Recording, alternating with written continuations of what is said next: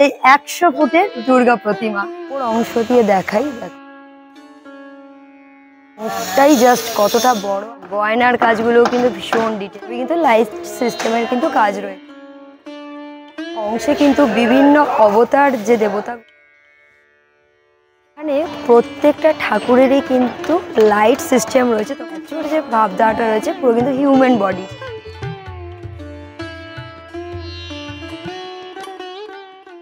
2024-এর পূজা পরিক্রমায় সবাইকে স্বাগত জানাই। আজকে চলে এসেছে কিন্তু সোদপুরে, আর এবছর সোদপুর কিন্তু চমক দিয়েছে ১০০ ফুটের দুর্গার। হ্যাঁ, যেটা দেশপ্রিয় পার্কে বেশ কিছু বছর আগে আমরা দেখেছিলাম, ঠিক তেমনই কিন্তু এবছর সোদপুরও আমাদেরকে উপহার দিচ্ছে ১০০ ফুটের দুর্গা। সেটাই কিন্তু তোমাদের সাথে শেয়ার করব, আর নিজেও দেখতে এসেছি কেমন হয়েছে, দেখবো দুর্গা প্রতিমা কেমন হয়েছে, ভিতরে সাজসজ্জা কেমন হয়েছে, সম্পূর্ণটা তোমাদের সাথে শেয়ার করব। ভিডিওটা শুরু করলাম, দেখতে থাকো। এই ১০০ ফুটের দুর্গা হচ্ছে কিন্তু সোদপুরে শহীদ কলোনিতে, শহীদ কলোনি সার্বজনীন দুর্গা উৎসব কমিটির আন্ডারে। পুরো পূজা মণ্ডপ দেখানোর আগে তোমাদেরকে বলে রাখি তোমরা এখানে আসবে কিভাবে। তোমরা কিন্তু বাসেও আসতে পারো, চাইলে কিন্তু ট্রেনেও আসতে পারো। যদি তোমরা ট্রেনে করে আসো তাহলে তোমরা আসবে হলো সোদপুর স্টেশন থেকে নেমে তোমরা যে কোনো টোটোতে উঠে বলবে ধানকল মোড় যাব বা ধানকল মাঠ যাব।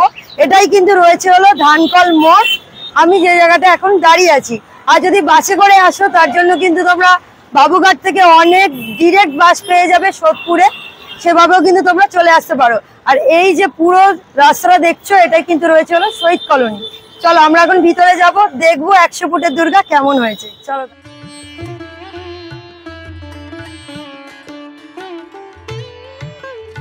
এই পূজা মণ্ডপটা রয়েছে কিন্তু সম্পূর্ণ গলির মধ্যে, দেখতেই পাচ্ছ। রাত্রিবেলা কিন্তু লাইটিং গুলো করা রয়েছে যেগুলো জ্বলবে, আর ঢুকে কিন্তু ১ থেকে ২ মিনিটের মধ্যেই রয়েছে কিন্তু পূজা মণ্ডপ। আর সামনেই দেখতে পাচ্ছ রয়েছে চারমাথা মোড়, আমরা কিন্তু যাব একদম সোজা।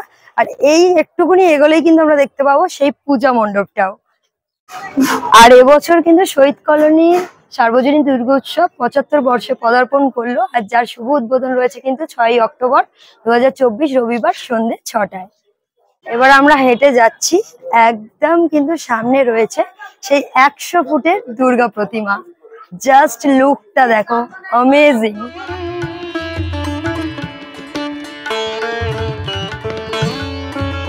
তোমরা বুঝতে পারছো না ক্যামেরার লেন্সের ওপারে, বাট সামনে দিয়ে যখন তোমরা দেখবে এই দুর্গা প্রতিমাটাকে, জাস্ট অসাধারণ। যেমন তোমরা দেশপ্রিয় পার্কে দেখেছিলে, ঠিক তেমনটাই কিন্তু এখানেও একদম সম্পূর্ণ সৃষ্টি করা হয়েছে।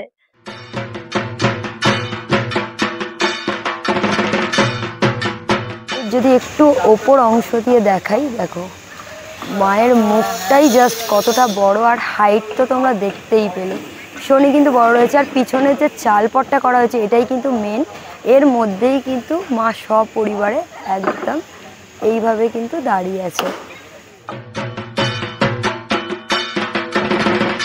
এই যে মাতৃ প্রতিমা তোমরা দেখছো পুরোটাই কিন্তু ফাইবারের তৈরি, কিন্তু ফাইবারের হলেও মায়ের চোখ নাক মুখ মানে ফেস লুকটা জাস্ট দেখো, তোমাদেরকে জুম করে দেখাচ্ছি।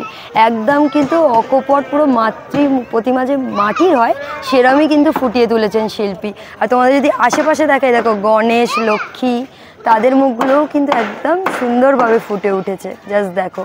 আর এইদিকেও যদি একটু দেখাই, দেখো সরস্বতী, কার্তিক সমস্তই কিন্তু ভীষণ সুন্দর। আর একটু গয়নার কাজটা তোমাদেরকে একটু ডিটেলে দেখানোর চেষ্টা করব। দেখো গয়নার কাজগুলোও কিন্তু ভীষণ ডিটেলে করা হয়েছে। আর এভাবেই কিন্তু প্রত্যেকটা ঠাকুরের গয়নার ডিজাইন দেখো এইভাবেই কিন্তু সুন্দরভাবে নিখুঁতভাবে তৈরি করা হয়েছে। এখানে প্রত্যেকটা ঠাকুরেরই কিন্তু লাইট সিস্টেম রয়েছে। তোমরা যদি রাত্রিবেলা আসো তাহলে কিন্তু তোমরা এই শাড়ির প্রত্যেকটা ঠাকুরের যে শাড়ির কাজ, গয়নার কাজ সম্পূর্ণ কিন্তু লাইটে ফুটে উঠছে, সেটাই কিন্তু দেখতে পাবে। তখন কিন্তু ঠাকুরটা আরও সুন্দর লাগবে।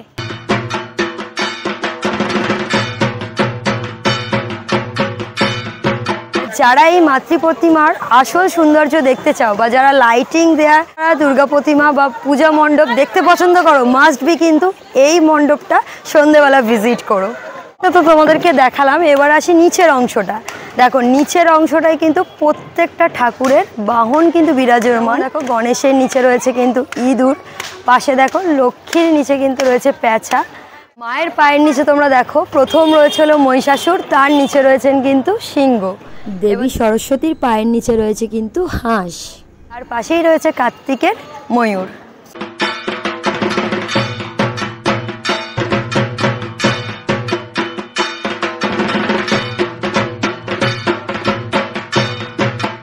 মাতৃ প্রতিমার নিচেই তোমরা দেখতে পাচ্ছ দুখানা গেট করা রয়েছে, একটা রয়েছে হলো এইদিকে আর একটা রয়েছে কিন্তু এইদিকে। এর ভিতরেও কিন্তু প্রচুর কাজ চলছে। এখন কি কি রয়েছে তোমাদেরকে জাস্ট একটু ঘুরিয়ে দেখিয়ে দিচ্ছি। যদি একটু ভিতরের অংশে দেখাই, অংশে কিন্তু প্রচুর কাজ এখনো বাকি রয়েছে। আর ভিতরে দেখো সিলিংয়ের যে জায়গাটা সেটাও কিন্তু ভীষণ সুন্দরভাবে করা হয়েছে, জাস্ট দেখো। আর মাঝখানে কিন্তু এরকম একটা স্ট্যাচু রাখা হয়েছে। স্ট্যাচুটা জাস্ট একটু জুম করে তোমাদেরকে দেখাই। এই যে মায়ের ছেলে মেয়ে নিয়ে কিন্তু মা রয়েছে, কিন্তু স্ট্যাচুর যে ভাবধারাটা রয়েছে পুরো কিন্তু হিউম্যান বডি।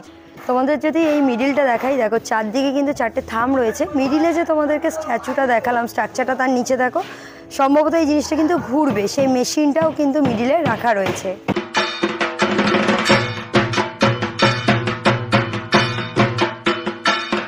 আর এই যে বক্সের যে জায়গাগুলো তোমরা দেখছো, এগুলোতেও কিন্তু মোটামুটি সবই কিন্তু লাইট সিস্টেমের কিন্তু কাজ রয়েছে।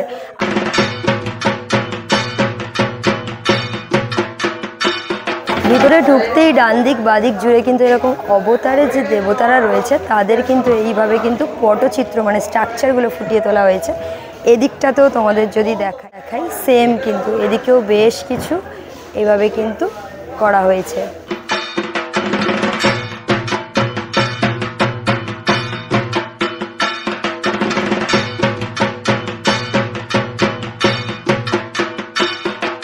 আর এই গেট থেকে তোমরা যখন ঢুকবে দেখতে পাবে কিন্তু এই মাতৃ প্রতিমা, যেটা কিন্তু পূজিত হবে 5টা দিন। এই রয়েছে কিন্তু মায়ের মুখমণ্ডল, পুরো কিন্তু এক চালার উপরে রয়েছেন মা।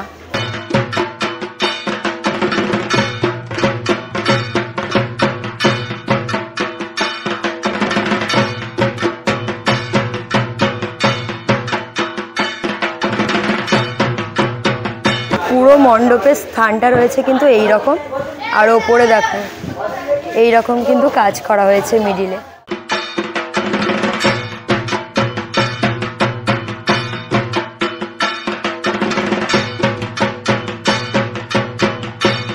তোমাদের একেবারে শহীদ কলোনির পূজা মণ্ডপ ঘুরিয়ে দেখিয়ে দিলাম। কারা কারা এবছর সোদপুরে আসছো এই 100 ফুটের দুর্গা দেখতে, সেটা কিন্তু জানাতে ভুলো না। আর ভিডিওটা তোমাদের কেমন লাগলো অবশ্যই আমাকে কমেন্ট সেকশানে জানিও। আর ভালো লাগলে কিন্তু অবশ্যই লাইক শেয়ার করে যেও। পুজো সকলে অনেক ভালো করে কাটিও, অনেক শুভকামনা রইল পুজোর জন্য সবার। ভিডিওটা তাহলে আজকে এখানে এন্ড করলাম। সবাই সুস্থ থেকো, ভালো থেকো, দেখা হচ্ছে পরবর্তী ব্লগে।